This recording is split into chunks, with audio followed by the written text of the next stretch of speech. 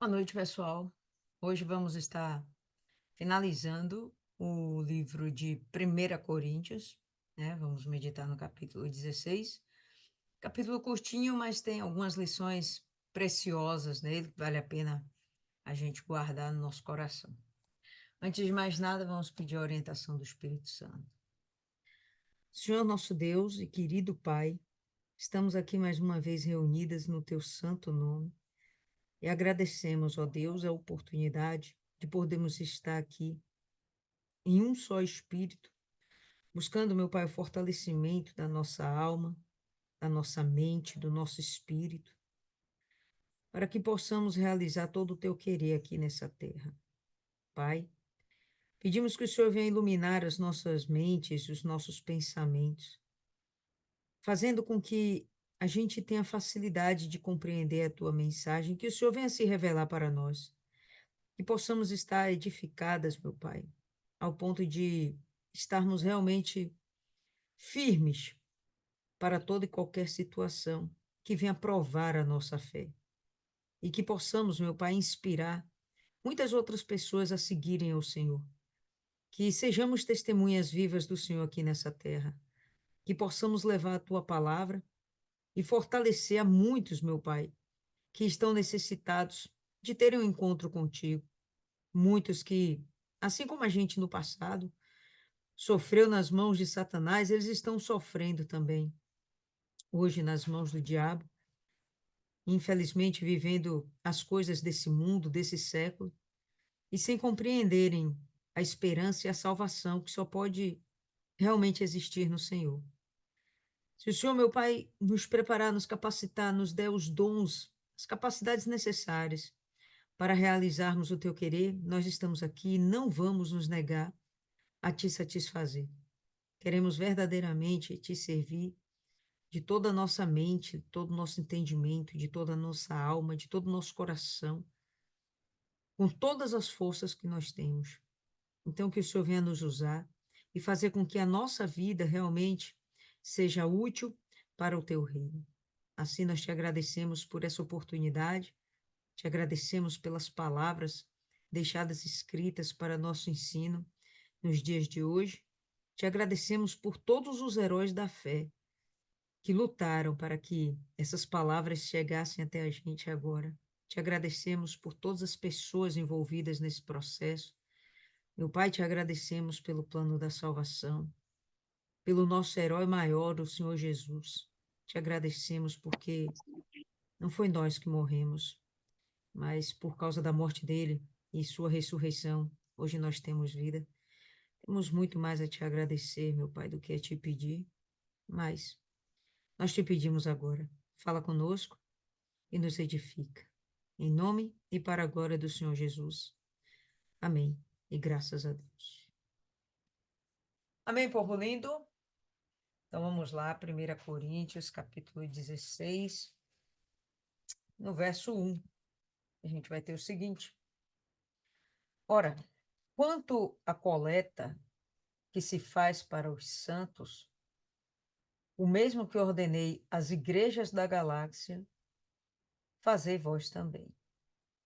No primeiro dia da semana, cada um de vós, pessoalmente, separe e guarde, conforme Deus o prosperou, para que não sejam coletados quando eu chegar. Bom, pessoal, claramente aqui Paulo está falando de ofertas que são necessárias para a manutenção da igreja. Naquele tempo, a igreja não era bem o que nós entendemos hoje por igreja.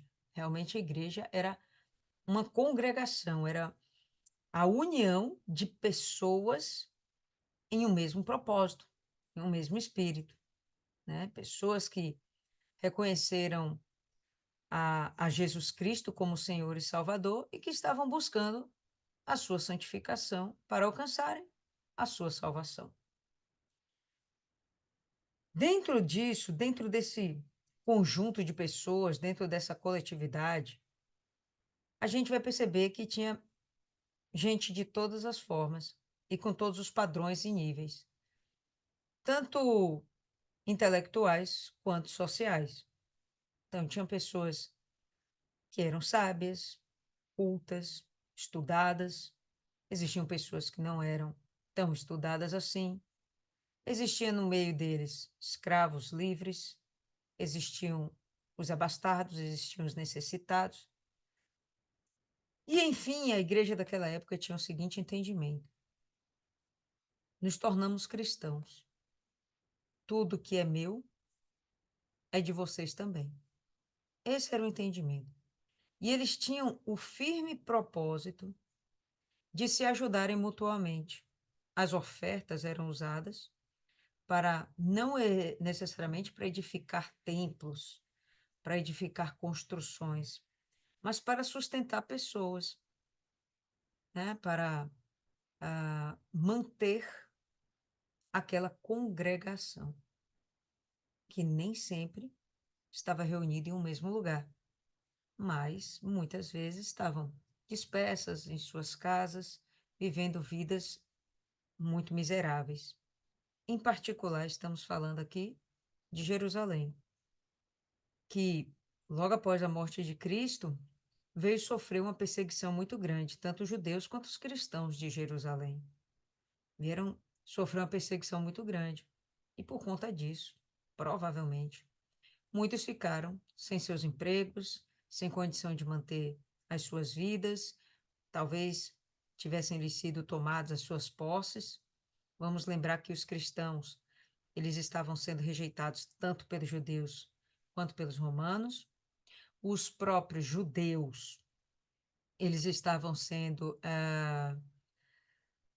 como a gente poderia dizer, afrontados ou existia uma animosidade entre os judeus e os romanos, porque os judeus criaram muita confusão e os romanos queriam abafar toda forma de revolta e de rebelião que pudesse acontecer dentro do reino deles. Enfim, Jerusalém estava passando por uma necessidade muito grande. Não só isso, pessoal. Existia naquele momento uma fome, uma seca. Ontem eu estava vendo, o pastor pediu para a gente abrir em Atos, capítulo 8, capítulo 9, não vou lembrar agora direito, mas existiu um profeta, tinha no meio dos judeus, profetas mesmo. E ainda naquele tempo tinha os profetas. E um deles recebeu uma visão, recebeu uma mensagem de Deus, uma revelação de que existiria uma fome na terra, né? Naqueles momentos, naquele período. E realmente houve uma fome na terra naquele período. E agrega-se a isso a perseguição, literalmente perseguição, tanto para os judeus quanto para os cristãos. Então, os cristãos judeus, os cristãos de Jerusalém, eles estavam sofrendo muito. Fora as condições naturais da fome, da seca, a gente tinha também a perseguição pelos romanos e até pelos judeus, né? Pelos fariseus. Bom, enfim, aqueles que se convertiam entre os gentios, eles se sentiam com aquela obrigação de ajudarem, tá? As demais pessoas que seguiam a mesma fé. Eles tinham esse sentimento, né, dentro deles. E Paulo, o que ele está fazendo aqui é criando uma ordem para que esse sentimento de amor, esse desejo de querer ajudar o próximo, fosse realizado dentro, né, de uma coisa coordenada, né, num processo coordenado. Então ele criou, né, ele pensou, olha, vocês vão fazer o seguinte, dentro das suas casas, você, na sua intimidade, no seu lar, olhe bem para, tire um dia da semana, ele aqui fala do primeiro dia da semana, do domingo, mas enfim, tire um dia da semana. Olhe para a sua prosperidade, e isso implica nós acreditarmos que essas pessoas estavam prosperando. Olhe para a sua prosperidade, né? Olhe para como você prosperou. E uma parte disso separe para ser dedicada aos santos, para ser dedicada à igreja. Tenha a disciplina de observar aquilo que você possui, aquilo que você tem. E dentro das suas forças, separe uma parte que você vai dedicar à igreja. Então, ele sistematizou, né, a doação de ofertas. E, em princípio, pelo que a gente entende aqui, essas ofertas não eram para ser levadas à igreja. Por quê? Porque naquele momento não tinha uma igreja performada. Eles se reuniam em alguns lugares, mas um templo, como nós temos hoje, não era assim. Então, cada um guarde em sua casa, um cofrinho debaixo do colchão, guarde aquela sua oferta e vá juntando, pelo menos uma vez por semana. Tire uma parte da sua renda, da sua prosperidade, da sua riqueza, conforme as suas forças, e separe. Porque quando eu for aí, já está tudo organizado. Vocês só vão trazer isso para mim e, segundo a vontade de vocês, com as pessoas que vocês quiserem, ou de repente sem mim, mas pelo menos essas pessoas, né, específicas que vocês vão escolher, essas pessoas já passam na casa, cada um, entendeu? Ou vocês se congregam em algum lugar, cada um levando já a sua porção. Essa coleta vai ser feita e vai ser enviada para Jerusalém. Esse é o objetivo aqui. E o que Paulo está fazendo é justamente criando algo para facilitar. Imagina que, se fosse de uma hora para outra, Paulo chega e aparece: ó, pessoal, a gente, estou viajando aqui dentro de um mês, vamos levantar aí as ofertas, entendeu? Para a gente levar tal. Uma coisa que fosse muito rápida, pessoa sem programação, não poderia ter o mesmo êxito que você já fazendo aquilo de uma forma, como a gente poderia falar, sistemática, tá certo? Então, é isso que ele quer dizer aqui. Quanto à coleta que se faz para os santos, o mesmo que ordenei às igrejas da galáxia, fazer vós também. Então, tanto as igrejas da galáxia, elas tinham esse hábito já, né? Os gálatas, como ele agora está falando para a igreja de Corinto. Os coríntios façam dessa forma. No primeiro dia da semana, e isso realmente, pessoal, não é tão relevante, o fato de ser o primeiro dia. Talvez o primeiro dia fosse o momento onde eles tirassem para meditar a respeito das coisas de Deus, né? Talvez fosse um momento em que eles realmente estivessem se congregando entre si, mas fosse como fosse, eles de verdade congregavam até com a maior frequência, todos os dias. Mas um dia na semana, você faça isso aqui, ó. Cada um de vós, pessoalmente, separe e guarde, conforme Deus o prosperou. Em algumas versões, nem aparece conforme Deus o prosperou, mas conforme prosperou. Dá a entender que quem te prosperou foi Deus. Então, eu estou lendo aqui na King James, tem Deus, mas eu fui ver na Almeida, não tem Deus. Está lá, conforme prosperou, certo? Mas fica implícito que isso aconteceu depois que essas pessoas conheceram a Deus. Para que não sejam coletados quando eu chegar, para que não haja bagunça, balbúrdia, e para que, de verdade, você não se encontre no momento favorável e você acabe não contribuindo, né, como poderia contribuir. Então, o que eu achei aqui interessante é que, até para você ofertar, não faça isso com impulso. Não é necessariamente dentro da congregação.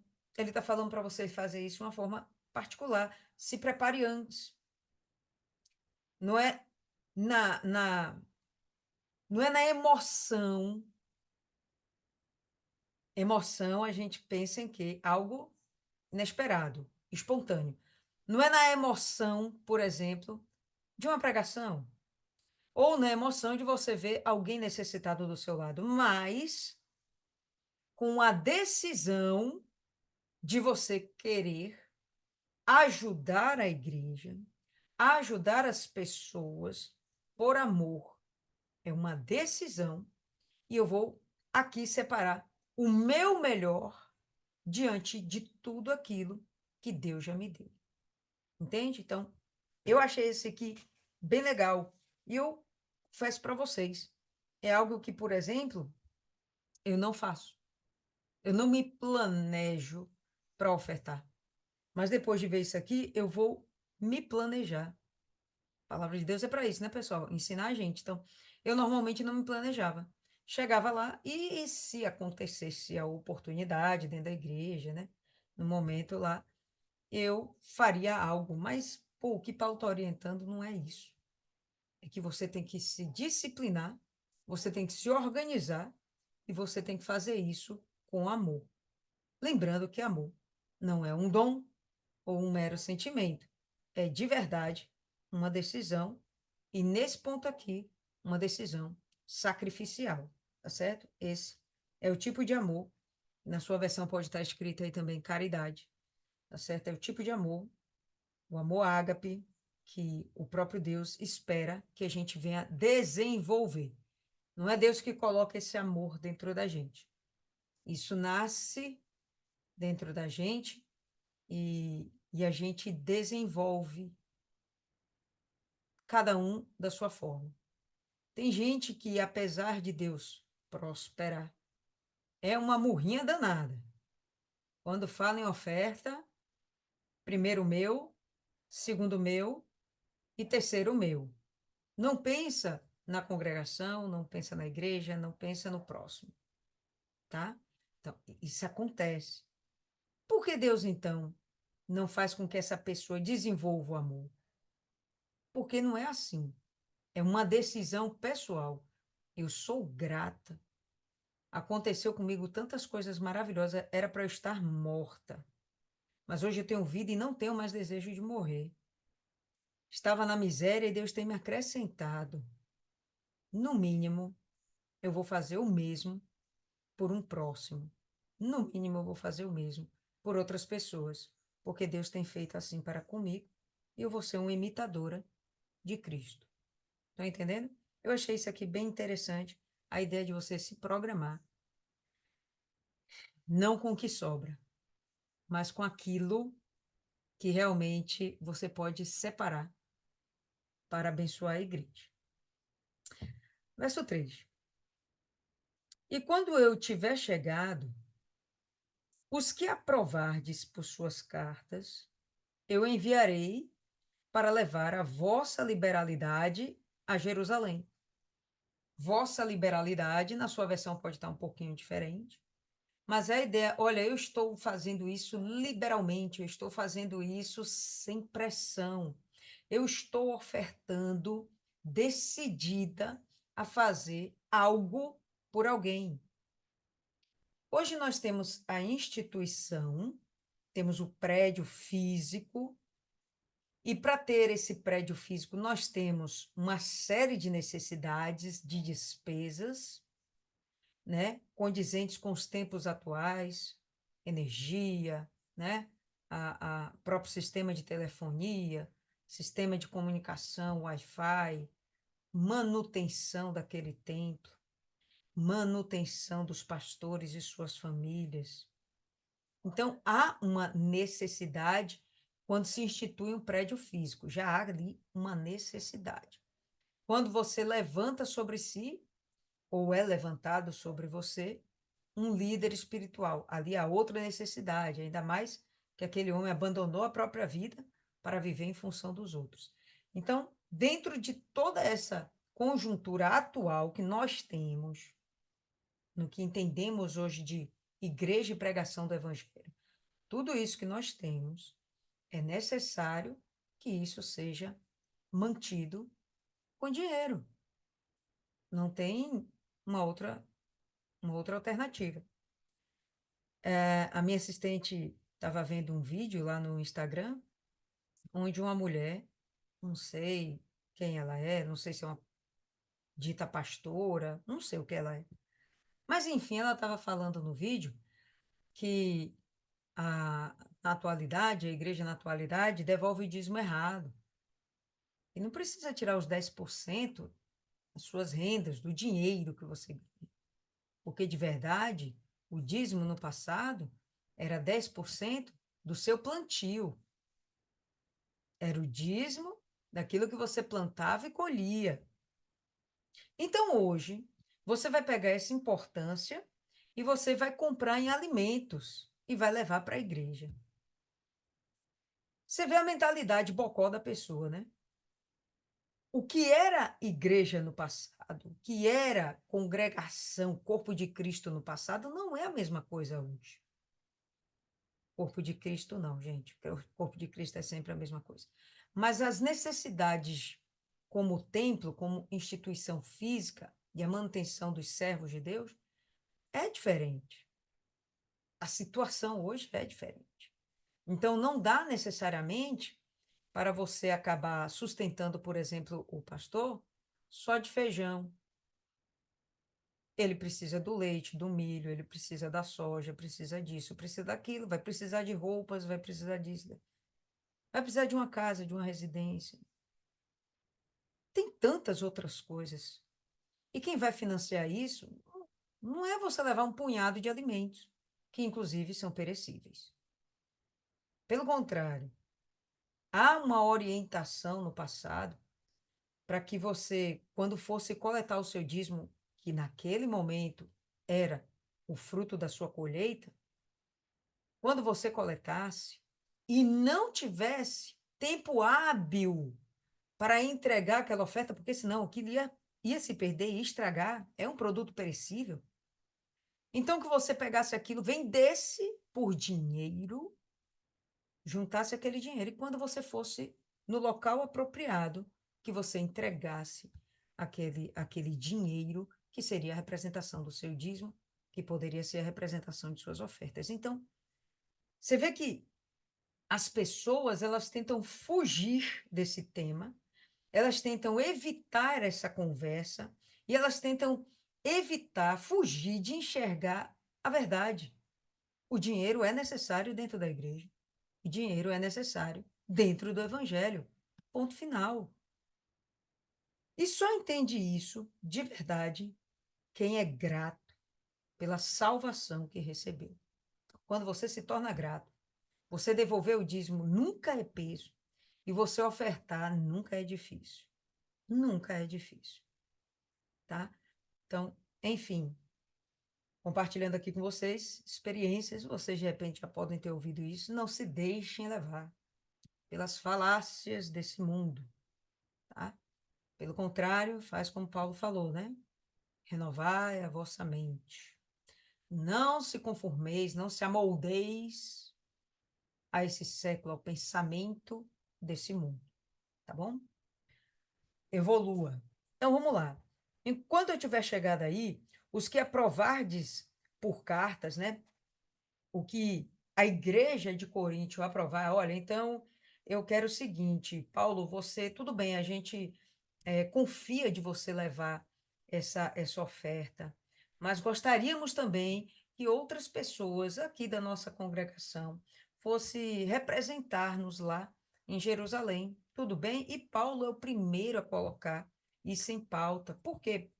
Até para mostrar desprendimento e deixar claro que ele não está interessado no dinheiro, que ele está interessado em fazer com que o evangelho cresça e que os cristãos venham ser fortificados, fortalecidos e que eles permaneçam, não que morra de fome por lá pelo caminho, mas que ele sobreviva e continue pregando o evangelho. Né? O cristão da igreja primitiva era extremamente comprometido com esse entendimento de que eu tenho que ir pregar o evangelho a toda criatura, até os confins da terra e fazer discípulos, tá? Então, eu enviarei para levar a vossa liberalidade a Jerusalém. Está bem específico. A igreja de Jerusalém estava sofrendo. Quando ele está lá em Roma, ele comenta também a mesma coisa a respeito. Tá certo? Quando ele está em Roma, não. Quando ele escreve para os romanos. Então, várias vezes ele se demonstrou preocupado com a igreja de Jerusalém. E se for apropriado que eu vá também, eles irão comigo, né?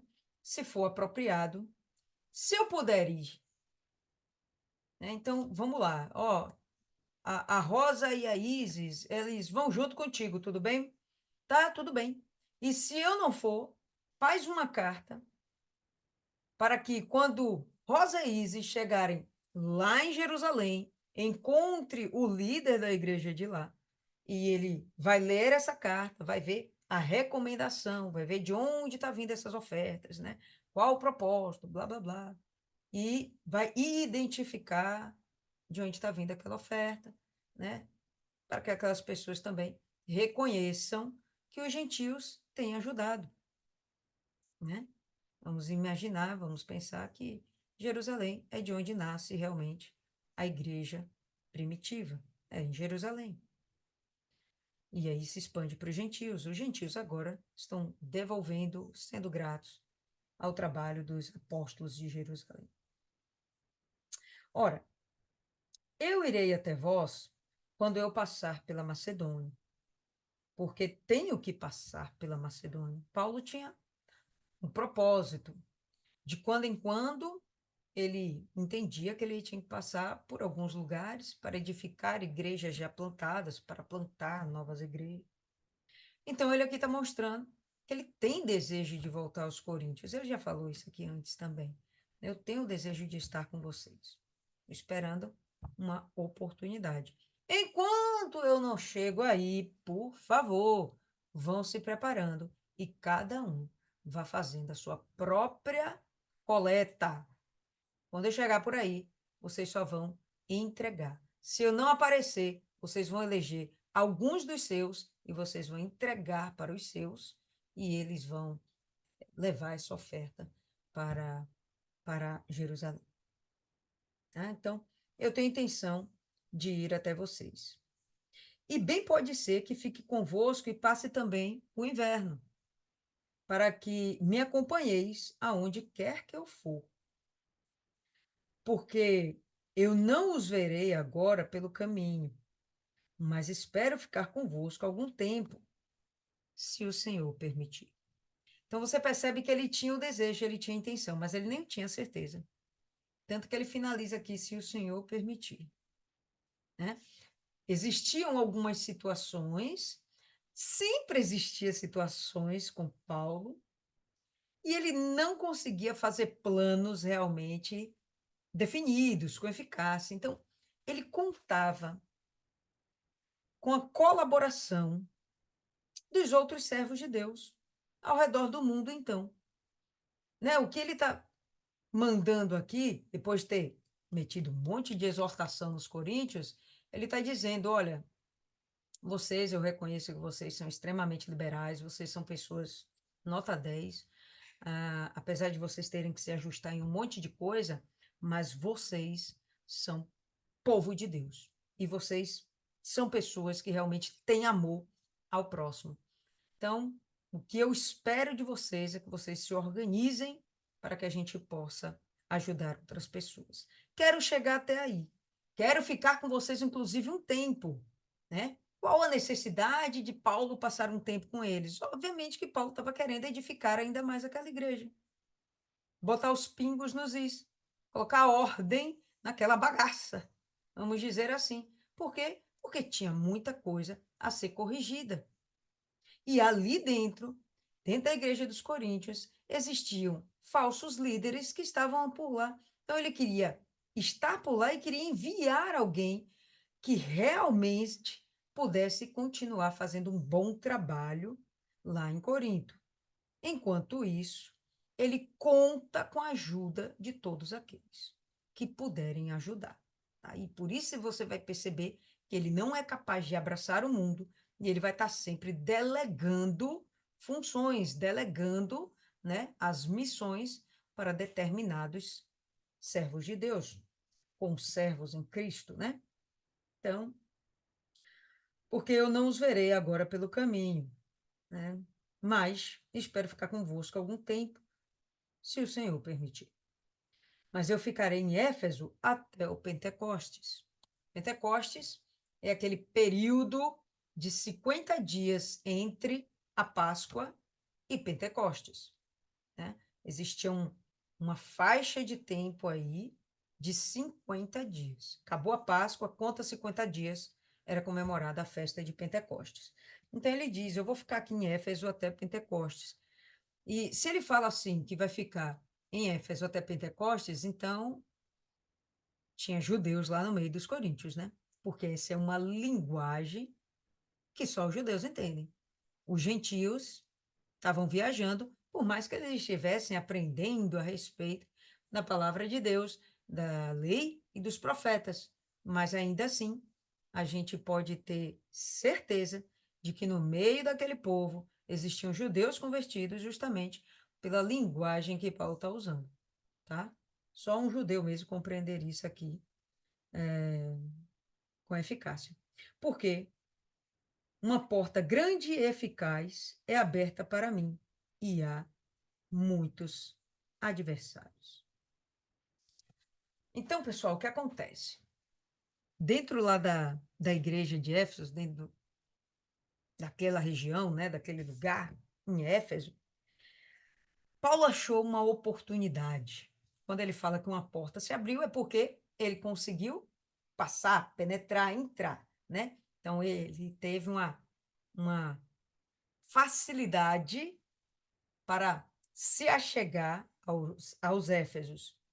E quando ele fala que a porta é eficaz, ele está querendo dizer que ele está tendo sucesso, que está tudo dando certo.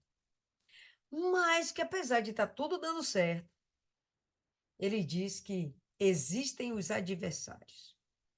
Então, se naquele momento está tudo dando certo, mas tem adversário, ele entende que ele tem que ficar por lá mais um tempo, justamente para combater a influência dos adversários e para que ele consiga realmente formatar aquela igreja, dar uma base sólida, para que depois eles possam seguir sozinhos. Mas Paulo entende que ainda não é o momento. É uma igreja que é recém-nascida, precisa ainda de muitos cuidados, tá? Eu acho interessante a gente dar uma avaliada. Abra aí em Atos, no capítulo 19. Eu achei isso aqui bem interessante, essa colocação de Paulo, porque uma porta grande e eficaz é aberta para mim, e há muitos adversários. Em Atos 19, vamos passear por alguns versículos só para ver aquilo que mostra a eficácia e aquilo que mostra a perseguição dos adversários, né? A influência dos adversários. Todo mundo já abriu aí? Atos 19? Então a gente vai ir direto para o verso 5. A gente vai saltar alguns versos, tá? Verso 5. E eles, ouvindo isto, foram batizados em nome do Senhor Jesus. Percebe que não está tendo realmente muita dificuldade? Paulo chegou a Éfeso, está pregando e as pessoas decidem ser batizadas nas águas. E tendo Paulo imposto-lhe as mãos, o Espírito Santo veio sobre eles, e eles falavam em línguas e profetizavam. Hoje, por exemplo, quarta-feira, né? O nosso pastor aqui, ele chegou e falou: olha, pessoal, quem não recebeu ainda o Espírito Santo, quem não é batizado do Espírito Santo, vem aqui diante do altar, porque a gente vai fazer imposição de mãos. Eu não sei, mas me deu a entender que a maior parte daquelas pessoas que estavam ali, apesar da imposição de mãos, elas não receberam o Espírito Santo. A facilidade que a gente está vendo aqui com Paulo, olha, e tendo Paulo imposto-lhes as mãos, o Espírito Santo veio sobre eles. Essa fluência do Espírito era muito mais fácil naquele momento, ou pelo menos estava sendo muito mais fácil em Éfeso. Hoje a gente já vê uma dificuldade muito grande, até por conta da incredulidade das pessoas. Bom, a gente volta a esse assunto em outro momento. Mas olha só que realmente essa porta está sendo extremamente eficaz. É uma grande porta, muitas pessoas se convertendo, eficaz, as pessoas estão sendo seladas com o Espírito Santo. Então, junto com isso, está havendo renovação da mente, novo nascimento. Realmente está havendo aqui uma formação de uma igreja, é um berço espiritual. Muita gente nascendo de Deus, né? E aí, a gente pula para o 9. Mas, quando alguns se endurecem, ou quando alguns se endureceram e descreram, falando mal do caminho diante da multidão, ele retirou-se deles e separou os discípulos, disputando diariamente na escola de certo tirano. Tirano não é aquela pessoa assim, tirana, não. Tirano é o nome aqui do sujeito, se chamava tirano. Então, observa que ao mesmo tempo que ele está tendo, o evangelho está tendo uma penetrabilidade entre os Éfesos, ao mesmo tempo a gente vai perceber que alguns ficaram endurecidos. E eles iam lá para o meio da multidão ficar dizendo: nada, isso é palhaçada, esse negócio de caminho não existe, morreu uma vez só, já foi, vamos viver a vida presente, vamos ser felizes enquanto a gente pode. Então, era uma pregação completamente contrária ao evangelho, que a gente vai perceber que tem outros parâmetros, né? Então, a gente percebe que está havendo, sim, os adversários. Aí vamos para o verso 11. E Deus fazia milagres especiais pelas mãos de Paulo. Olha, sucesso. Vai para o verso 18. E muitos dos que criam vieram confessando e expondo os seus atos. O pessoal vinha confessando, expondo os seus atos, falando dos seus pecados, né? Abrindo o coração, confessando os seus atos, expondo os seus atos. Também muitos dos que usavam artes curiosas juntaram os seus livros e os trouxeram, e os queimaram diante de todos os homens. E feita a conta do seu preço, chegaram a 50.000 peças de prata, toda aquela cultura, todo aquele saber, todos aqueles livros, aquela biblioteca imensa. Pois bem, eles estavam queimando tudo aquilo e valia em torno de 50.000 peças de prata. O que estava acontecendo, pessoal? Uma mudança de pensamento, né? Então, realmente, a igreja estava se desenvolvendo e com êxito, aquelas pessoas estavam se convertendo. Paulo estava formando discípulos, isso aí a gente não chamei muita atenção, mas no verso 9, ele estava aqui, ó, retirou-se deles, aqueles que estavam falando mal do caminho, né? O evangelho, separou os discípulos, Paulo formou novos discípulos, disputando diariamente, era uma coisa ali que ele estava realmente lutando para formar discípulos, estava tendo êxito, olha lá, muitas pessoas viam, criam, confessavam seus pecados, elas entendiam que elas tinham que se arrepender, novo nascimento, tal, ó, tudo acontecendo legal. Assim, verso 20, assim, poderosamente, a palavra de Deus crescia e prevalecia. As pessoas abandonavam seus maus hábitos, né? Sua cultura, sua sabedoria, deixava tudo aquilo para lá. Verso 23. E naquele mesmo tempo houve um pequeno tumulto acerca do caminho. Ou mais uma vez, os adversários, porque um certo ourives chamado Demétrio, safado e descarado sem vergonha, que fazia nichos de prata de Diana, proporcionava um lucro muito grande aos artesãos, aos quais, havendo-os ajuntado com os artesãos de ocupações semelhantes, disse: Homens, vós sabeis que deste ofício temos a nossa riqueza. Então, Demétrio, ele vivia do comércio de estatuetas, né, de ídolos, de imagens, ele vivia disso. Pois bem, ele juntou lá os artesãos e falou: olha, a gente vive disso aqui, a nossa riqueza vem disso aqui, tá? E ele vai começar a fazer o quê? Um motim, né? Além disso, vedes, verso 26, vedes e ouvis que não só em Éfeso, mas em quase toda a Ásia, esse Paulo tem persuadido e afastado muitas pessoas, dizendo que não são deuses aqueles feitos por mãos. Então, o que ele vem pregando está batendo de frente com aquilo que nos alimenta. Olha lá. Verso 27, assim, não somente o nosso ofício está colocado em perigo de descrédito, mas também que o templo da grande deusa Diana deveria ser desprezado e seja destruída a magnificência daquela que toda a Ásia e o mundo adoram. Então, Paulo, com a pregação do evangelho, está colocando em xeque um falso Deus. E se esse falso Deus cai, pô, toda a sociedade muda, é transformada. Verso 28. Ouvindo essas palavras, encheram-se de ira, os artesãos lá, né? Encheram-se de ira e clamaram, dizendo: Grande é a Diana dos Efésios. E toda a cidade encheu-se de confusão.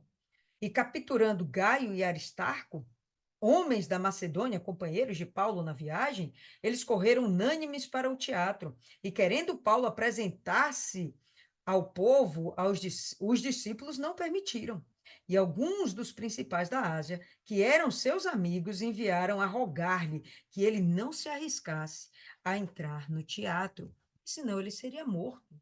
Então, percebe que a porta era grande e eficaz, porém, existiam os adversários. Isso aqui está acontecendo em Éfeso. Enquanto ele está escrevendo a sua carta lá para os coríntios, isso aqui está acontecendo em Éfeso. Então ele entende: olha, eu não posso ir agora.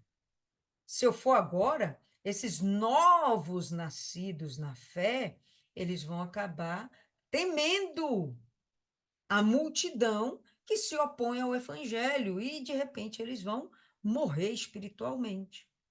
Então, ele está lá preocupado em dar continuidade em formatar a sua igreja. Então, vamos voltar aí para Coríntios, certo? Estamos aí no verso 9 ainda. E o que vale, pessoal, a gente guardar disso aqui, do que Paulo está falando, né? O que é interessante, porque uma porta grande e eficaz é aberta para mim e a muitos adversários. Você vê que Paulo não recua. E o fato de haver opositores do evangelho, isso não deve ser um desestímulo para quem está pregando. Pelo contrário, isso deve ser um incentivo. Porque se está tendo uma como é que se diz? Se está tendo uma oposição, é porque seu trabalho está sendo eficaz.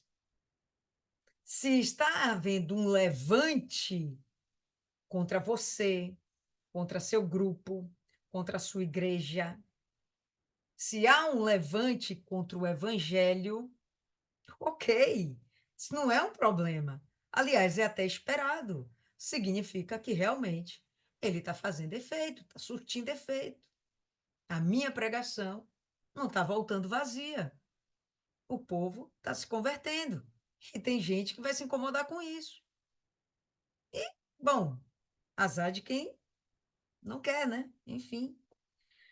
Verso 10. Ora, se Timóteo vier, cuidem para que ele possa estar convosco sem temor, porque ele trabalha na obra do Senhor como eu também.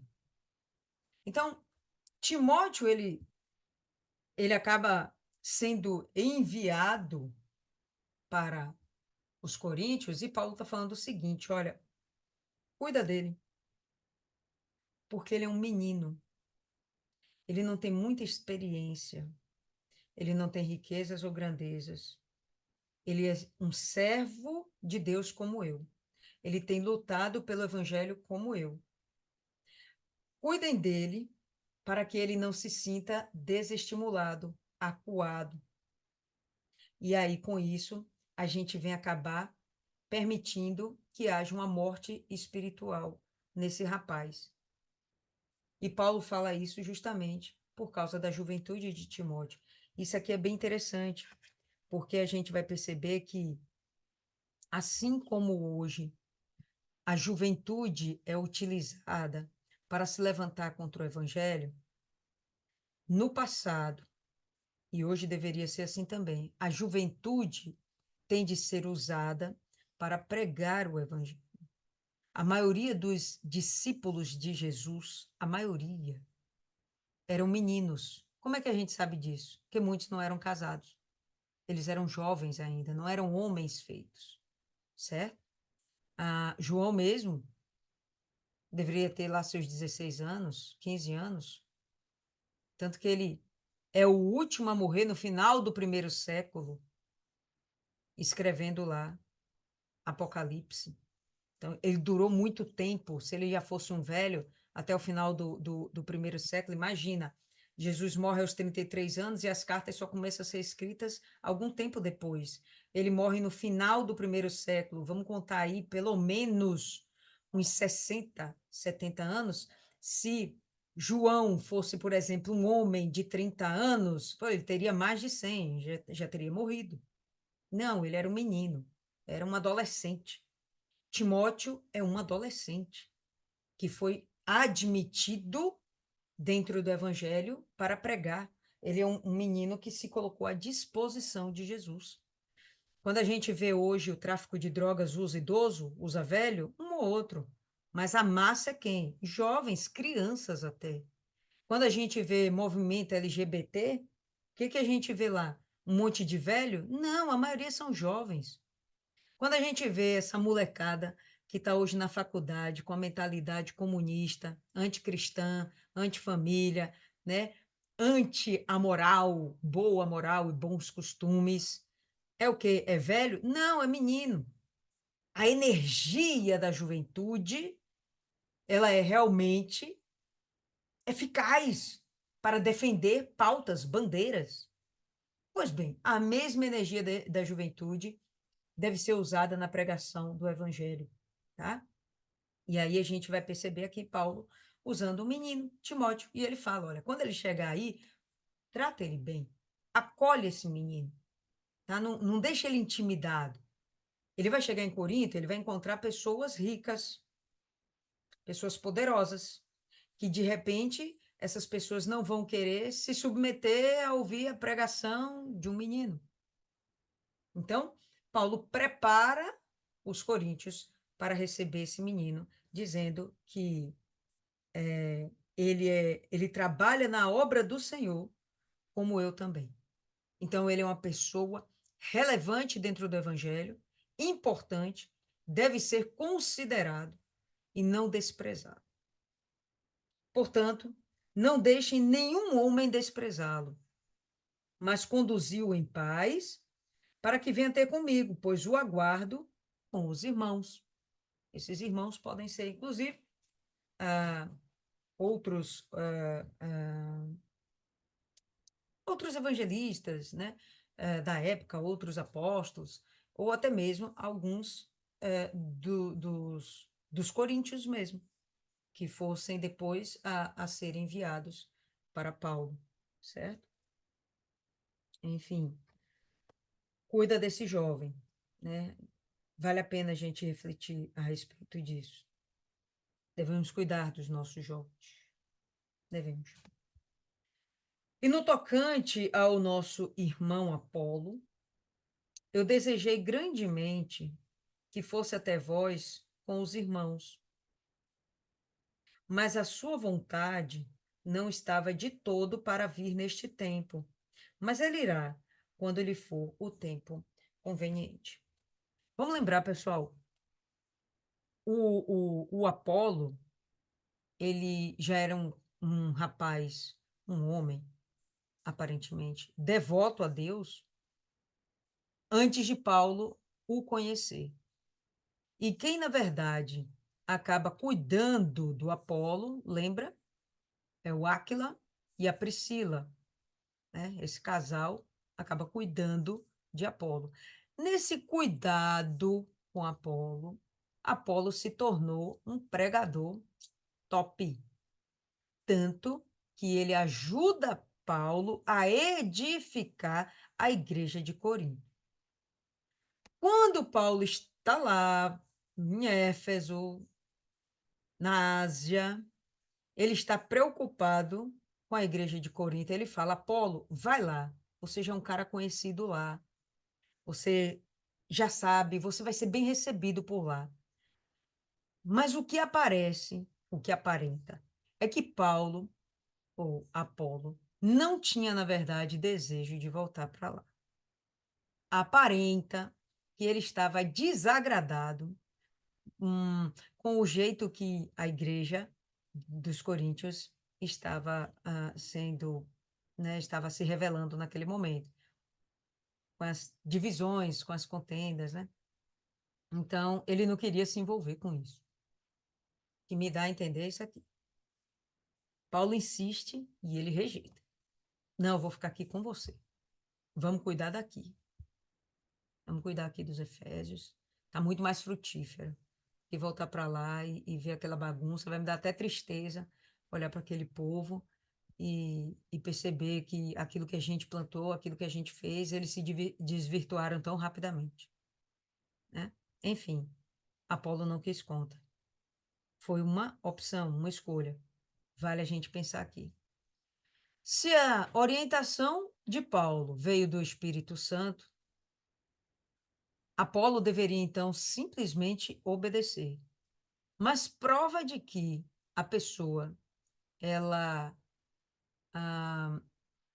de verdade tem o seu domínio próprio e suas escolhas, ela não é dominada, ela não tem as suas decisões castradas, colhidas pelo Espírito Santo, né? Ele vai e escolhe, não, não quero ir.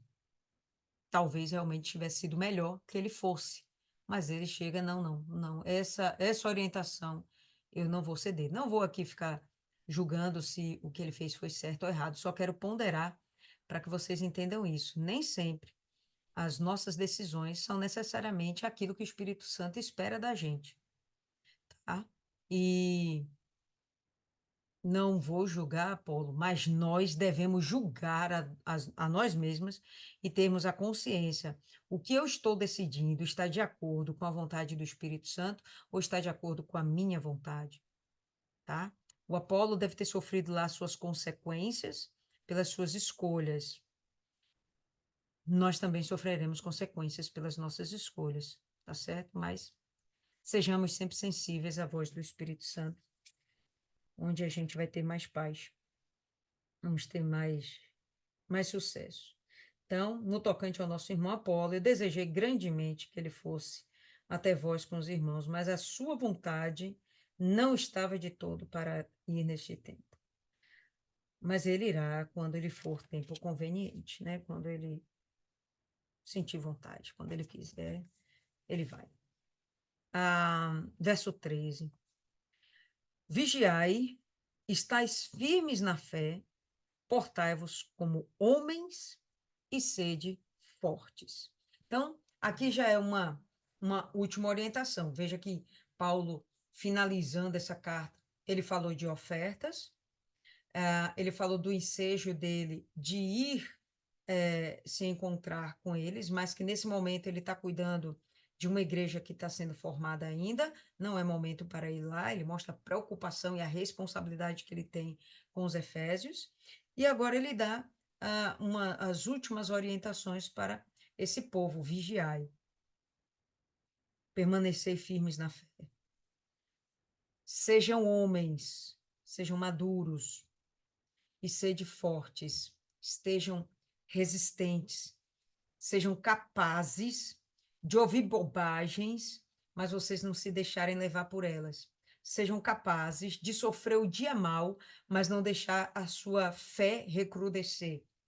Não tenham dentro de si dúvidas, estejam realmente firmes. É o que se espera de um bom cristão, né?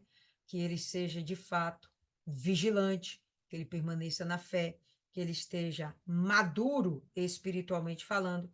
Por exemplo, a gente tem aí o Timóteo. É um menino que não é maduro quanto à sua humanidade, como um homem, é um menino. Mas na fé ele é resoluto, definido. Ele está atravessando, né? Deve ter parado de estudar e tudo mais, está atravessando as cidades, os países, para fazer a vontade de Deus. Está definido, né? Então, portai-vos como homens, sejam maduros espiritualmente, sede fortes, sejam capazes de resistir os levantes do inimigo, as objeções, os obstáculos que o diabo vai colocar diante de nós. todas as vossas coisas sejam feitas com caridade, e na sua versão pode estar escrito amor. Então, tudo que você fizer seja com amor. A gente tem que entender isso como sendo aquela orientação que Paulo sempre dá, de vermos o próximo como alguém mais importante até mesmo do que nós mesmos. A gente tem que olhar para o próximo e ter esse cuidado, esse zelo com ele, essa responsabilidade, né? E não só cuidar apenas de nós mesmos e vida que segue, o resto que se resolva. Por quê? Porque a salvação é individual. Não é o que Paulo orienta, tá? Todas as vossas coisas sejam feitas com caridade, seja a sua oferta, seja o cuidado com os irmãos, seja a sua própria edificação, seja o cuidado com seu cônjuge, com seus filhos, o trato com seu patrão, com seus funcionários. Faça tudo isso com amor. E eu vos rogo, irmãos, sabeis que a casa de Estéfanas é as primícias da Caia, e que eles têm se dedicado ao ministério dos santos, que também vos sujeiteis, rogo-vos, irmãos, que também vos sujeiteis aos tais, e a todo aquele que nos ajuda e trabalha.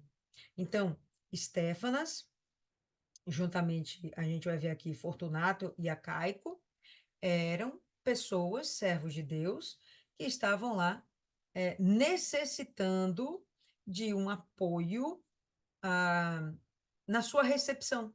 Então, quando eles passassem por lá, quando eles passassem Coríntio, Acaia, estava ali próximo, né? Quando eles estivessem, quando tivesse contato com essas pessoas, olha, se submetam a eles, ouça o que eles têm para falar, porque eles são pessoas extremamente instruídas, eles são pessoas vigilantes, firmes na fé, são maduras na fé, são extremamente fortes. Ouça o que eles têm para passar para vocês. Eles, inclusive, são os primeiros convertidos daquela região, da Caia, são os primeiros convertidos. São pessoas experientes, já viram, como é? Já viram fogo e terremoto, e permaneceram. Dê ouvido a eles. Então, que vos sujeiteis aos tais e a todo aquele que nos ajuda e trabalha. Alegro-me com a vinda de Estéfanas e de Fortunato e de Acaico, porque o que estava faltando da vossa parte, eles supriram. Bom, aqui fica um pouquinho aberto a respeito do que estava faltando. Recursos financeiros, o ânimo, a alegria de estar lá junto, a, sei lá, alguma outra coisa, não fica muito claro o que estava faltando. Mas fosse o que fosse, esses três levaram para Paulo, né? O que falta da parte de vocês, eles supriram, porque eles revigoraram o meu espírito e o vosso.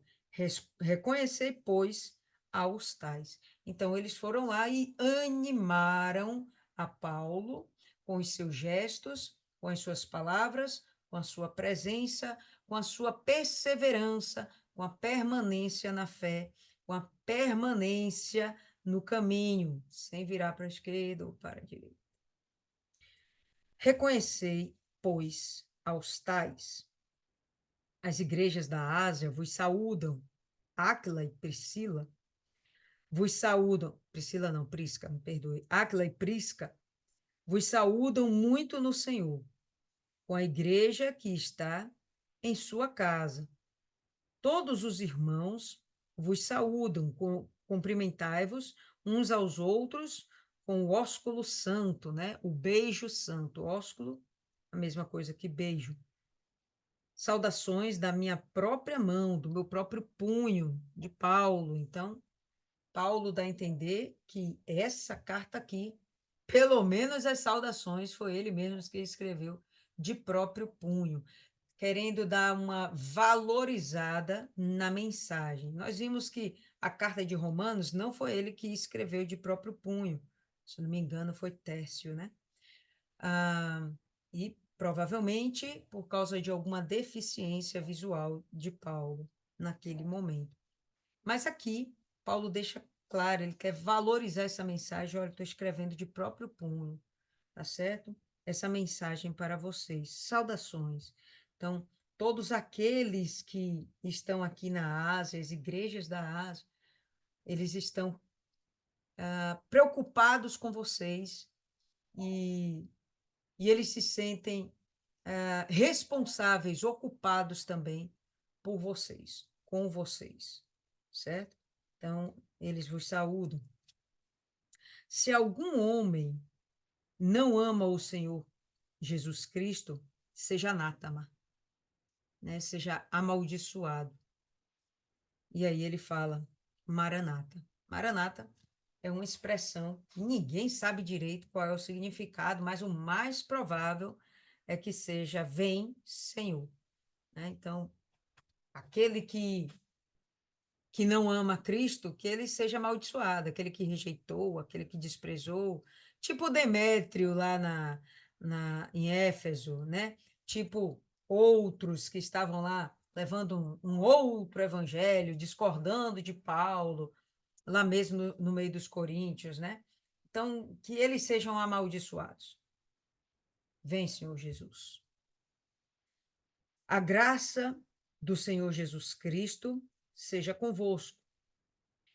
O meu amor seja com todos vós em Cristo Jesus. Amém. Percebe que a despedida de Paulo é calorosa, né?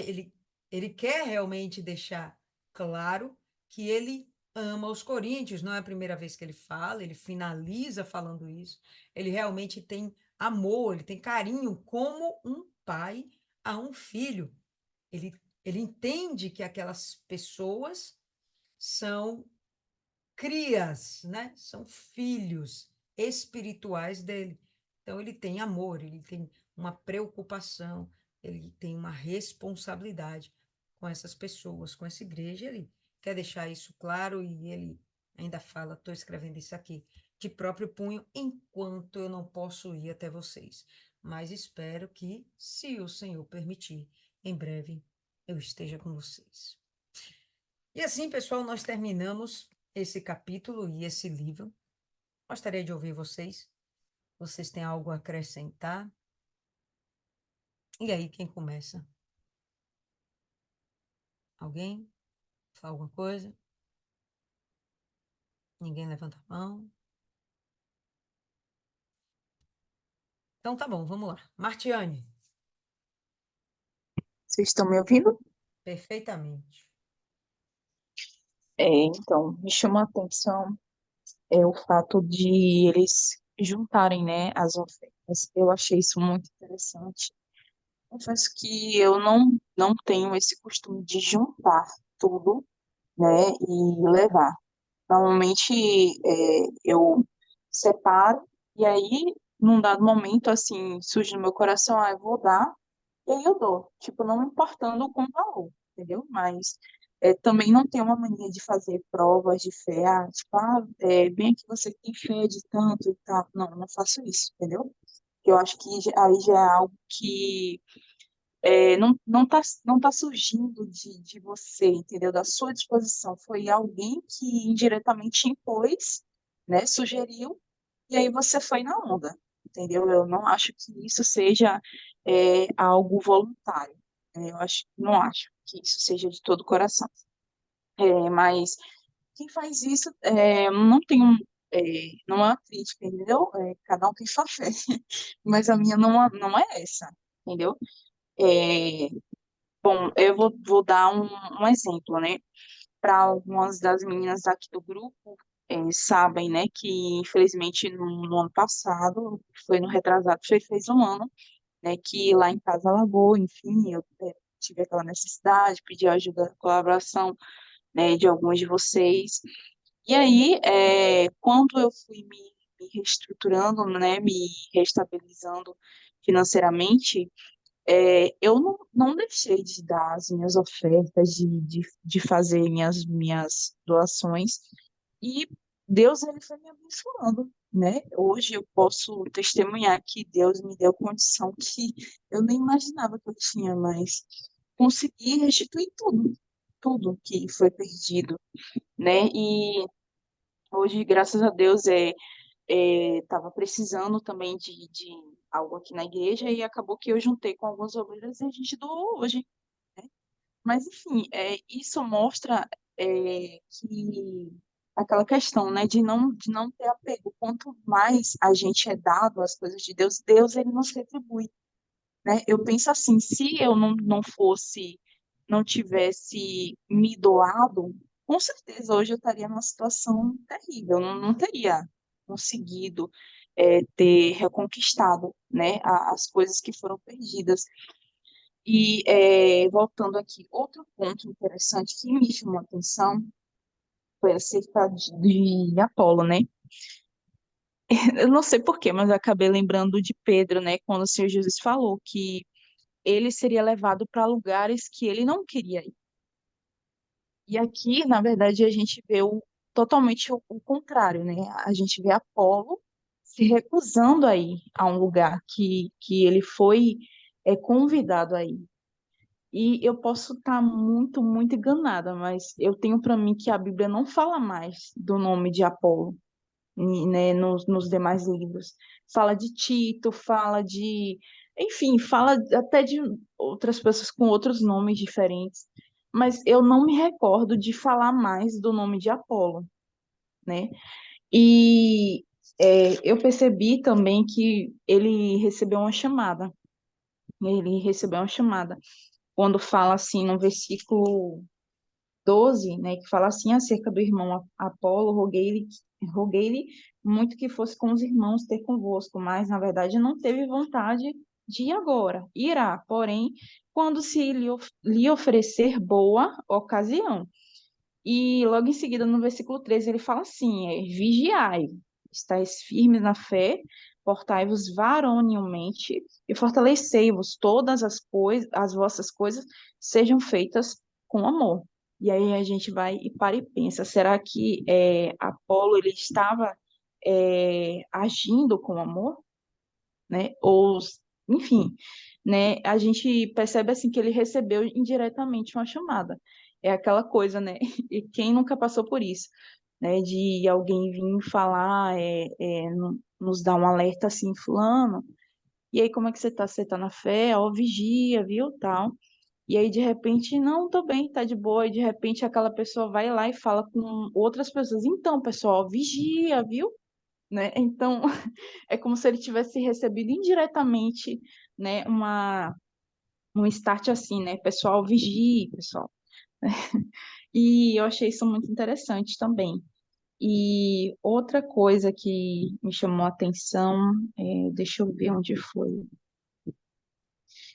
É, enfim, o que Deus falou comigo nesse capítulo foi que acerca de a gente ser mais, como eu posso dizer, a gente ser mais sensível à voz do Espírito Santo, não à nossa própria voz, não à nossa própria vontade, porque às vezes a gente pode achar que a gente não precisa ir para tal lugar, não precisa fazer tal coisa, ou esperar um bom momento, algo que seja favorável para a gente para fazer. E, na verdade, a obra de Deus não é assim, né? O chamado de Deus não é assim, né? E sempre vai haver pessoas que vão se levantar realmente.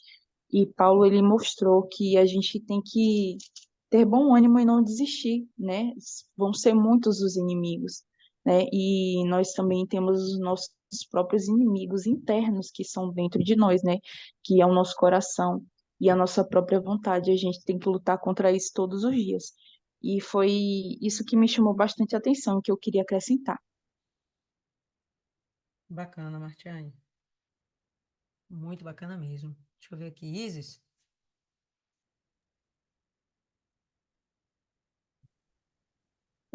Sabe o que ficou para mim? Hum, Que fofoca! Jerusalém recebendo oferta de gentio. Não são os escolhidos, circuncidados? Como assim? estão precisando de oferta. Achei um fuxico maravilhoso. Mas é como se Areia Branca tivesse dando oferta para vilas. Acho que é bem isso, sabe? Classes sociais diferentes. E me chamou a atenção que é o último capítulo, é a última parte da carta. Ele diz: Eu agora vou tratar de dinheiro. Ele exortou, ele ensinou, ele tratou de assuntos sensíveis, eu diria assuntos até picantes. Mas foi o último, o dinheiro. Mamon, foi o último. E não foi uma besteira, foi algo que era uma doação. Era uma oferta a uma igreja, um irmão que estava precisando ali, todo mundo separa e depois reúne todos para poder ajudar aquela, aquela congregação. Foi as coisas que me chamaram a atenção, sabe? E dele tratar o dinheiro como último. Eu assisti um vídeo que os judeus são muito ricos e tinha um cara que trabalhava para um judeu e foi comprar uma água de R$ 2 e ele deu R$ 5 e deixou troco. E a judia mandou ele voltar e pegar o troco. Que eles são. A moral da historinha era que eles são ricos porque eles dão valor ao dinheiro. Isso é uma mentira que existe. Eu até comentei no vídeo, isso é uma mentira que existe. Eles são prósperos porque existe sobre eles uma promessa que foi feita ao rei Davi, ao seu servo amado, onde o próprio Deus tratava ele com essa expressão, né? Meu servo amado Davi. É porque existe sobre eles a bênção de Deus. Não é porque eles amam o dinheiro, porque eles dão valor ao dinheiro. E as pessoas não conseguem entender isso, que até as bênçãos, que até a prosperidade advém de Deus. Que o vil metal não é nada para Deus, porque ele é dono de todo ouro e toda prata. Eu sempre entendi isso. As ruas do reino de Deus são de ouro, de cristais, metais preciosos. O que é o dinheiro para Deus? Nada. Até porque o dinheiro é uma invenção humana. O dinheiro não existe. Se você parar para reparar, é a gente que chegou a um consenso de que aquele pedaço de papel vale alguma coisa. Mas aquilo não vale nada. É a gente que chegou a esse consenso de que aquele papel vale alguma coisa. Mas o que vale realmente não é o dinheiro, o que vale é a bênção que Deus nos dá, é aquilo que é derramado sobre nós. E que é o último, sabe? O dinheiro na nossa vida, ele é o último, porque não adianta você ter dinheiro e você não ter saúde. Não adianta você ter dinheiro e você ter um casamento derrotado. Não adianta você ter dinheiro e ser envergonhado pelo diabo. Sabe? Realmente ele é o último. Ele não é a parte mais importante da nossa vida. Ele é necessário, porque nós sabemos que a gente vive no mundo, mas ele não é o primeiro. Pelo menos que eu escrevi. Ah, e os planos.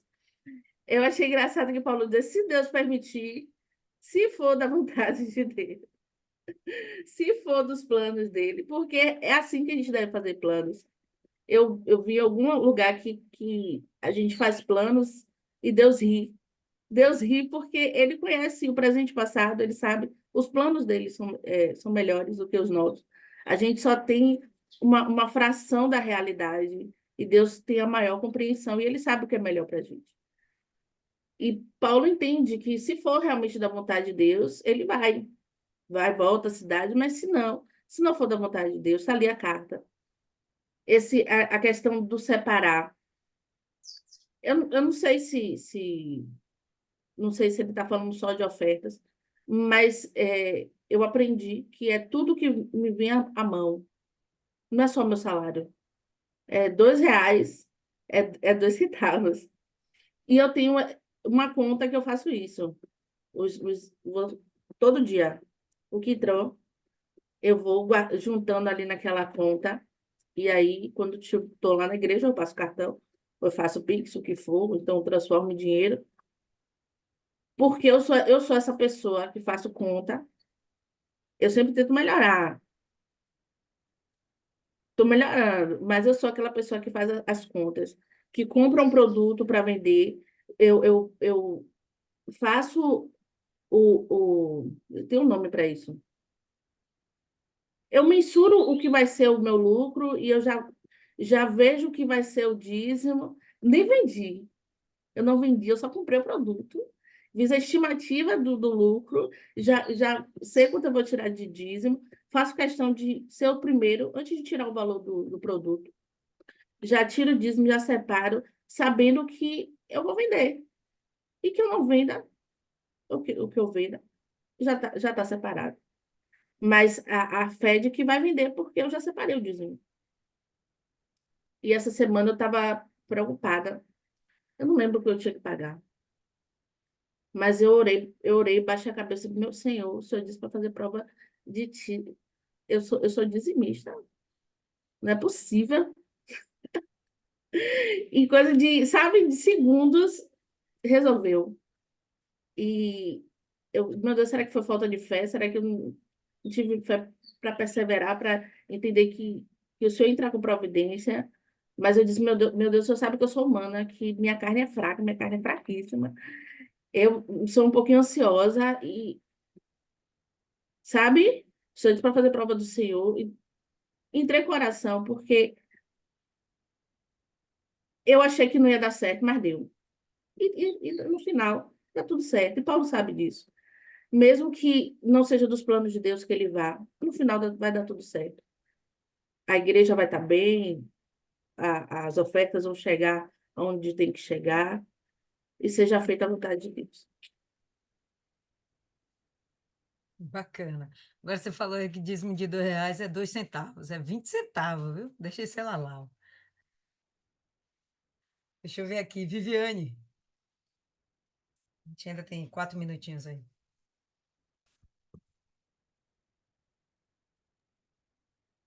Oi, boa noite. Boa.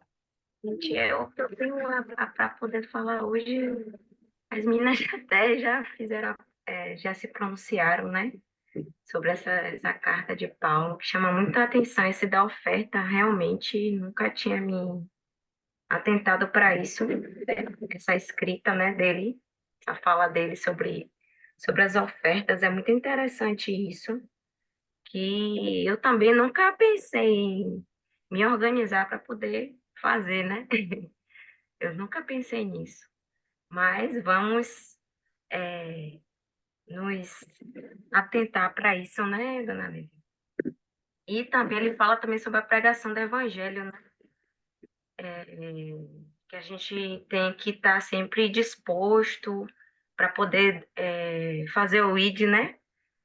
E muitas pessoas estão necessitadas. E também o que chama atenção que ele, vou falar em todo assim, dona Lilian, de Coríntios, né? Paulo teve muito trabalho, né? Para poder organizar, orientar, né? Essas pessoas, né? A igreja. Me chamou também muita atenção sobre, falando da Santa Ceia, que é muito importante. É muito importante. Eu fiquei muito, no dia que a gente estava fazendo a meditação, eu gostei muito. Eu passei até converso muito com minha mãe, falo muito com ela sobre Santa Ceia, explicando tudo direitinho, como a senhora outro dia orientou, né? Que a gente tem que explicar isso, né? Para as pessoas, até aquelas que não têm o entendimento. Tá há muito tempo lá na igreja, mas não tem o entendimento. Tá tomando a Santa Ceia, não tem o entendimento. Então, é isso. Essa carta de Paulo foi muito importante, né? É como os dias de hoje, né? Que é muito trabalho para você poder orientar, para você poder organizar. Então, ele teve esse cuidado com a igreja, com a casa de Deus, né? Esse zelo, esse cuidado. Então, é isso que ficou para mim, e gostei muito de estudar desse 1 Coríntios, estou na expectativa do segundo já, e é isso. Isso aí que você falou, achei interessante, né? essa observação de que está muito trabalho formar Cristo dentro das pessoas. E a gente tem essa responsabilidade. Quando Jesus fala e de fazer discípulos, era justamente para formar pessoas que pudessem realmente se multiplicar. Aí a gente viu na estante em Atos, Paulo dizendo, a palavra dizendo que ele disputava, né? Quando você pensa em uma disputa, você não está vendo que há um consenso, não, está havendo uma luta, né? Não está havendo uma concordância, está havendo uma luta para que Cristo seja formado naquelas pessoas, para que eles sejam discípulos. O objetivo dele é tornar esses discípulos futuros apóstolos, pessoas, mestres, né? Pessoas que estarão ensinando o evangelho e fortalecendo outras igrejas. Extremamente importante. E por que que era difícil naquele tempo e ainda hoje é difícil? Não deixou de ser difícil. Não deixou. E apesar de todas as facilidades que nós temos, parece que a coisa às vezes fica mais difícil, porque, por exemplo, essa galera não tinha Bíblia, né? O que que eles tinham? As cartas que Paulo escrevia, que os outros discípulos apóstolos escreviam, e essas cartas ficavam rodando as igrejas, né? Ó, foi dedicada lá aos primeiros coríntios, mas a oportunidade que tinha, né? O pessoal lá levava essa carta para Jerusalém, e aí lia a carta em Jerusalém, aí de Jerusalém ia para Roma, lia a carta em Roma. Então, era o que estava rodando, mas um compilado como nós temos hoje, eles não tinham. A gente hoje tem muito mais facilidade, né? E ainda assim é difícil formar Cristo dentro das pessoas, mas eu penso que por quê? Porque o homem é homem, né, velho? Ser humano é o terror. Nós somos muito egoístas e a gente tende a buscar a satisfação das nossas vontades. Entender a Cristo é negar as próprias vontades. Então, é um choque.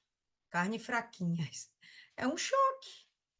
Então, não é uma coisa fácil, tá? E explicar a doutrina, as bases do evangelho, e explicar bem explicado, bom, isso aí é quase que garantia de que a pessoa vai dar certo como cristã e ela vai se tornar multiplicadora. Agora, quando o assunto vem enviesado, como esse exemplo que eu falei da minha assistente lá ouvindo a mulher falando que o dízimo é para você transformar o dinheiro em cereal, é para transformar o dinheiro em capim, em mato, né? Em verduras, hortaliças, para você ir lá entregar na igreja, sabe? Coisas assim que o objetivo é deturpar o evangelho.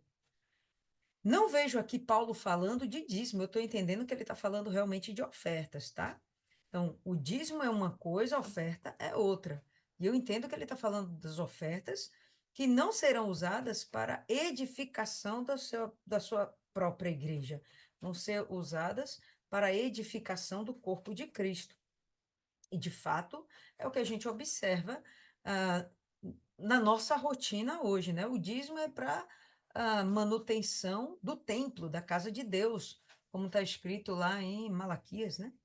É a manutenção da casa. Tem outro livro que fala a mesma coisa, pô, esqueci agora, não lembro se é Amós, mas enfim, que ele fala das casas apaineladas, vocês estão com as casas apaineladas, enquanto a minha casa está em miséria, está precisando de cuidados, né? Então, o dízimo é para isso aí. Agora, ofertas, não, as ofertas elas vão ser usadas para outras coisas, é para ganho de almas, tá certo? Então, a gente tem que ter. Por que que a gente não tem esse hábito? Porque, de verdade, essas coisas não são explicadas claramente para a gente, né? Ou não nem claramente, mas profundamente. E a gente acaba não compreendendo direito. Mas vamos lá, do jeito que Paulo está falando aqui, gente, sabe, eu tenho que me organizar para cuidar da igreja, para cuidar do corpo de Cristo. Então, exemplo. Vai vir daqui a uns dias uma determinada campanha e vai haver doação de cestas básicas. Pô, eu tenho que ter uma reserva já para comprar minhas cestas básicas, para patrocinar cestas básicas. Ah, não, mas vai ter um evento onde vai ser necessário um carro de som. Pô, eu tenho que ter uma grana para estar lá investindo no carro de som, que o carro de som vai fazer?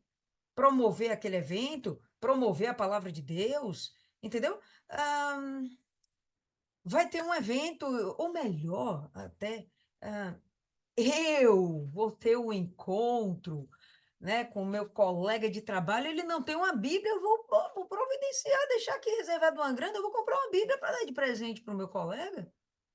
Gente, se tem uma coisa que eu faço hoje com muito prazer, é comprar Bíblia e livro para doar para as pessoas, né? E eu gosto de pegar Bíblias legais, Bíblias bacanas, assim, que seja fácil da pessoa entender a palavra de Deus, né?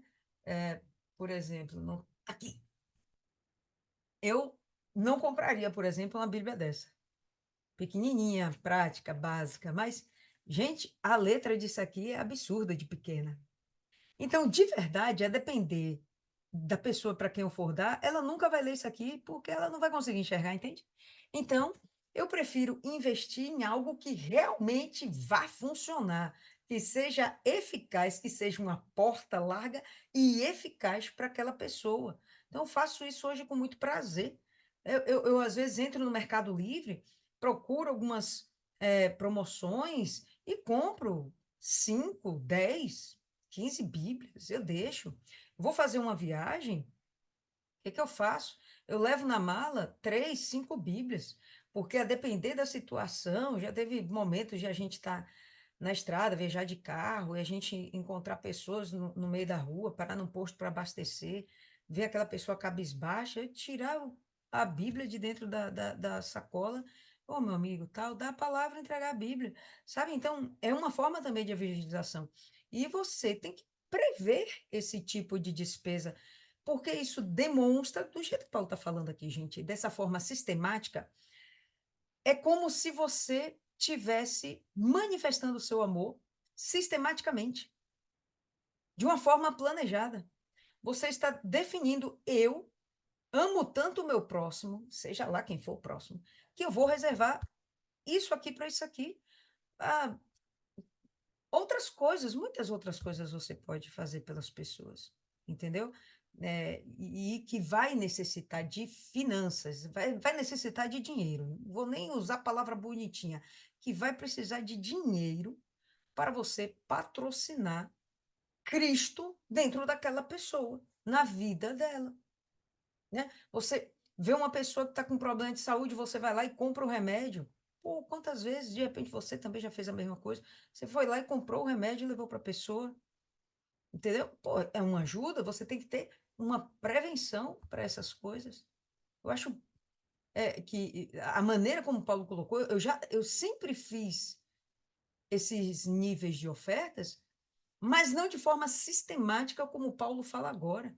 De uma vez na semana, eu parar para pensar o que que eu vou fazer pelo meu próximo dentro daquilo que Deus me prosperou, dentro daquilo que Deus me permitiu. Aqui Isa está falando, ó, copo descartável, isso, o suco de uva, entendeu? Bacana. O azeite que você leva para a igreja, que a gente sabe que é usado na unção, né? Um detergente, enfim, pessoal. Vale muito a gente meditar nesse sentido e entender que quanto mais você semeia, vamos concordar com isso. Quanto mais você semeia, maiores as chances de você ter colheita. Eclesiastes fala, ó, planta de manhã e não recolha a sua mão de tarde, plante de tarde, porque você não sabe qual dessas sementes vai prosperar, né? E a semeadura, naquele momento, Eclesiastes está falando, é de você investir, de trabalhar, de você ganhar dinheiro, ponto final. Então, faça uma parte pela manhã, faça uma parte pela tarde, porque você não sabe qual dessas sementes realmente vai prosperar. Então, tem que ter essa disciplina, nós temos que ter realmente essa disciplina de investirmos no reino de Deus. E uma coisa eu digo para vocês, é certo. A semente nasce, cresce e ela não dá um fruto só. Ela dá o fruto sempre multiplicado. Você plantou a R$ 1. Velho, aquilo não vai multiplicar na sua vida em R$ 1. Aquilo vai ser real pra caramba. Quando você planta, se alguém aqui já teve a oportunidade de plantar alguma coisa, né? Basicão, todo mundo fez isso um dia na vida, plantar o pé de feijão, né? Se você planta lá um pé de feijão, nunca plantou e existe um pé de feijão, tá repreendido. Não estudou, não. Na escolinha a gente sempre plantava pé de feijão no chumaço de algodão. Então, quando aquele pé cresce e quando ele frutifica, você é doido, gente. Você colhe hoje, amanhã já tem mais coisa para colher. Então, a mesma coisa, essa semeadura no Evangelho, a semeadura no reino de Deus, pode escrever: plante sem medo de ser feliz, oferte sem medo de ser feliz. Porque realmente a coisa, ela volta, só que de uma forma multiplicada. Quando Paulo fala, olhe segundo a prosperidade que você já teve. Então, significa que o evangelho em si já prosperou. Aí, no momento que você semeia, aquilo vai prosperar muito mais. Tá? A gente vai ver em outros livros Paulo falando exatamente sobre isso. Se eu não me engano, é Colossenses. Mas, enfim, vamos para frente. Por hoje, vamos encerrar por aqui, tá certo? A gente vai se reencontrar no sábado, onde aí a gente vai começar o livro de 2 Coríntios, ok? Vou pedir aí para Milene fazer a oração final e por hoje é só. E ora pro Dona Cidinha, que hoje é aniversário dela. Parabéns, Dona Cidinha. Ah, é, viu, Milene? Milene, tem que ver se Milene tá acordada. Aí é uma bronca. Então, filha da vida. Ei, glória, glória, glória. Não esqueça de orar por Dona Cida, não, viu? Com certeza, dona Cida, parabéns. Serva do Senhor, maravilhosa para nós. Sempre com palavras, não só com palavras, mas com atitudes, que eu acho que ensina muito mais para a gente, as atitudes.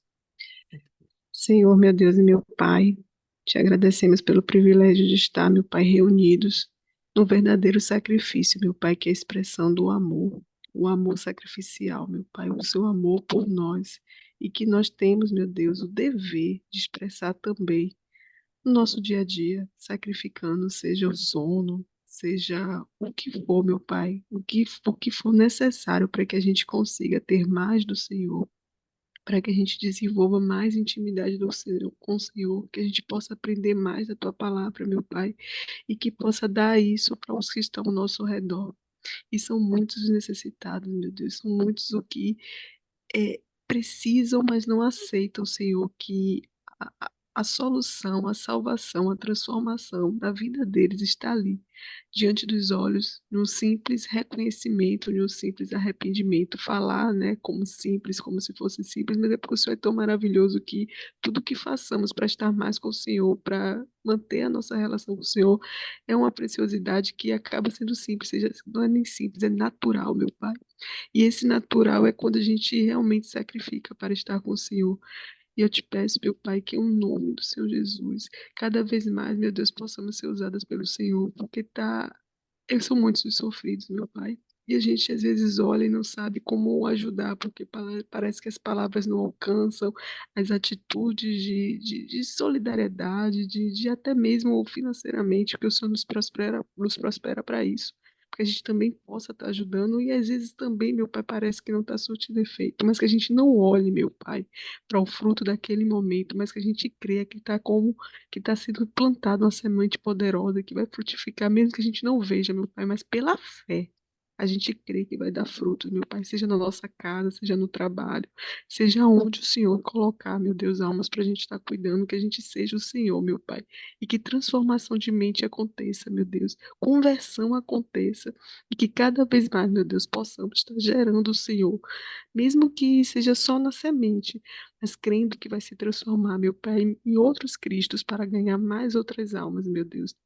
Eu te peço que fortaleça cada uma de nós, que a gente continue firme nesse propósito, que cada ensinamento com esse capítulo que nós tivemos, que possamos colocar em prática, meu Pai, e que os próximos também sejam um alimento precioso para a nossa vida, para o nosso fortalecimento e para que a gente venha ganhar almas para Ti, meu Deus. E ora especial pelo aniversariante do dia, meu Pai, Dona Aparecida, Dona Cida, Senhor, e tanto que na realidade ela é aniversariante, mas o presente é nosso, meu Pai, uma grande mulher, uma mulher de Deus, cheia do teu espírito, meu Deus, guarda a vida dela, guarda a família dela, meu Deus, que os teus planos que são maravilhosos e poderosos se cumpram na vida dela, meu Deus, que ela continue essa guerreira, ela continue essa mulher cheia de fé, meu Pai, que o Senhor continue desenvolvendo ela cada vez mais, meu Deus, num amadurecimento espiritual extraordinário, para que ela possa, meu Pai, cada vez mais ganhar alma para o teu reino, mantendo a salvação dela, que é o bem mais precioso. Desde já eu agradeço, entrego tudo e a todos nas tuas mãos. Em nome do Pai, do Filho e do Espírito Santo. Amém. E graças a Deus. Amém, povo lindo. E aí, por hoje é só. Deus abençoe e até a próxima.